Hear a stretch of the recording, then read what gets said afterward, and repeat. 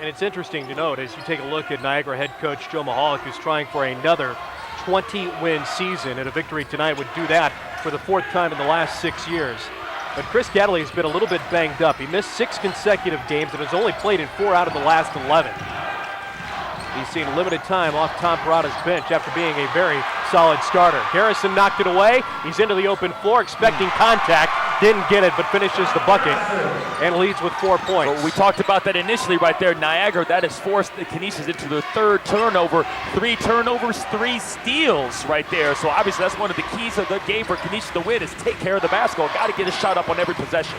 And they had an extra possession to do it after the Vasquez-Simmons offensive board. Logans goes to work. He's usually soft with that left hand. This time it's short. Well, right there, a different player to guard against Camus Gordon. Right there, a big wide body kind of could force Greg Logans off balance right there and force him away from the basket. And right there, Niagara again pushing the tempo. Garrison has been, that was Anthony Nelson. Anthony Nelson doing a nice job of pushing that tempo. And Mike, you bring up a good point. Garrison and Nelson, those are the guys, if they see daylight, they're going to take advantage of it. Well, Anthony Nelson, one thing to point out here is particularly against Canisius, has been doing a wonderful job, in particular with his assist-to-turnover ratio. In his last 2 games dating back to last year, Anthony Nelson has 13 assists, 0 turnovers in the last 2 performances. And right there, Anthony Nelson showing a lot of confidence in attacking that transition defense of Canisius. Nelson missed the first. He's also a good free throw shooter at 75% this year. That's the second. The personal foul, by the way, on Robert Goldsberry.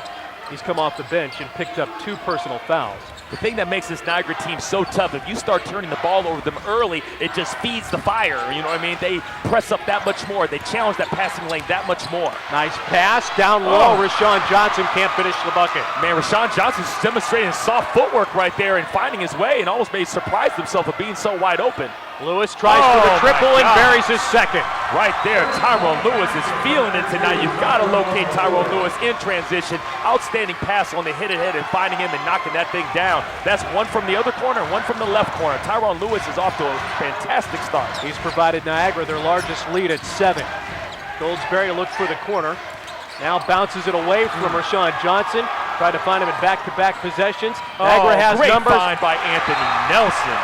Wow, it's showtime right here for Niagara Purple Eagles here early, but what we talked about before, 4 turnovers equates 4 steals and instant offense for this Niagara Purple Eagle team. Bilal Ben gets the bucket and forces Tom Parada to ask for a 30-second timeout.